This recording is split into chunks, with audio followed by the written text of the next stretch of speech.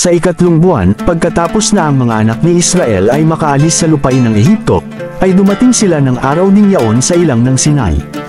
At nang sila ay umalis sa Refidim, at dumating sa ilang ng Sinai, ay humantong sila sa ilang, at do'y humantong ang Israel sa harap ng bundok.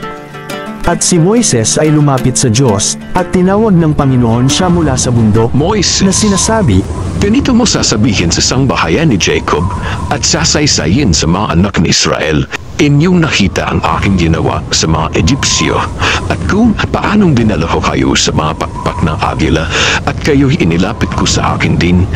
Kaya't ngayon, kung tunay na inyong susundin ang aking tinig at iingatan ang aking tipan, ay magiging isang tanging kayamanan na kayo sa akin na higit sa lahat ng bayan sapagkat ang buong lupa ay akin at kayo'y magiging isang kaharian ng mga saserdote sa akin at isang banal na bansa. Ito ang mga salita na inyong sasalitain sa mga anak ni Israel. At dumating si Moises at tinawag ang mga matanda sa bayan, at ipinahayag sa harap nila ang lahat ng salitang ito na iniutos ng Panginoon sa kanya. At ang buong bayan ay sumagot na magkakaisa, at nagsabi, Yaong lahat na sinalita ng Panginoon ay amin gagawin. At ipinagbigay alam ni Moises ang mga salita ng bayan sa Panginoon. At sinabi ng Panginoon kay Moises, Narito, ako'y naparito sa iyo sa isang salimuot na ulap upang marinig ng bayan pagka ako'y magsasalita sa iyo at paniwalaan ka rin naman nila magpakailanman. At sinalita ni Moises ang mga salita ng bayan sa Panginoon.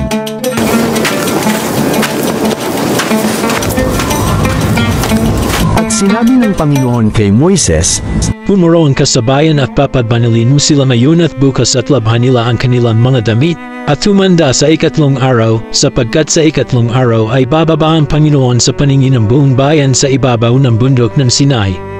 At lalagyan mo ng mga hangganan ng bayan sa palibot, na iyong sasabihin, mag-ingat kayo, na kayo'y huwag sumampas sa bundok, o sumalam sa hangganan, sinumang sumalam sa bundok ay papatayin na walang pagsala.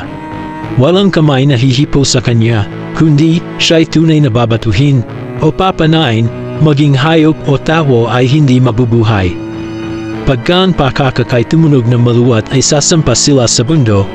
At bumaba si Moises sa bayan mula sa bundok, at pinakabanal ang bayan, at sila'y naglaban ng kanilang mga damit.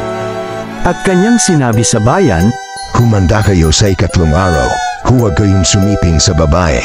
At nangyari ng ikatlong araw, ng umaga, na kumulog at kumidlat, at may isang salimuot na ulap sa ibabaw ng bundok, at ang tunog ng pakakak ay napakalakas, at ang buong bayan na nasa kampamento ay nanginig.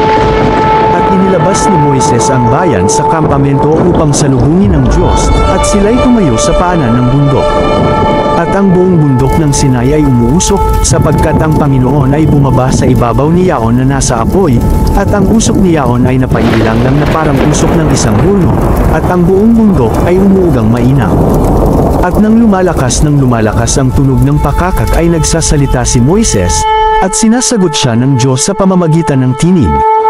At ang Panginoon ay bumaba sa ibabaw ng bundok ng Sinai, sa taluktok ng bundok, at tinawag ng Panginoon si Moises sa taluktok ng bundok, at si Moises ay sumampa. At sinabi ng Panginoon kay Moises, Bumaba ka, pagbilinin mo ang bayan, baka sila'y magpasok ang makita ang Panginoon, at mamatay ang karamihan sa kanila. At dayon din ang mga saserdote na lumalapit sa Panginoon ay papagbanalin mo, baka ang Panginoon ay hindi makapagpigil sa kanila.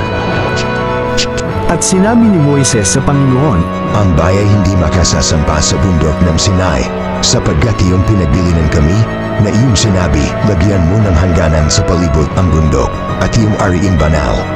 At sinabi ng Panginoon sa kanya, Yumaon ka, bumaba ka, at ikaw ay sasampa, ikaw at si Aaron na iyong kasama, ngunit ang mga saserdote at ang bayan ay huwag lumampas sa mga hangganan upang lumapit sa Panginoon, baka siya ay hindi makapagpigil sa kanila.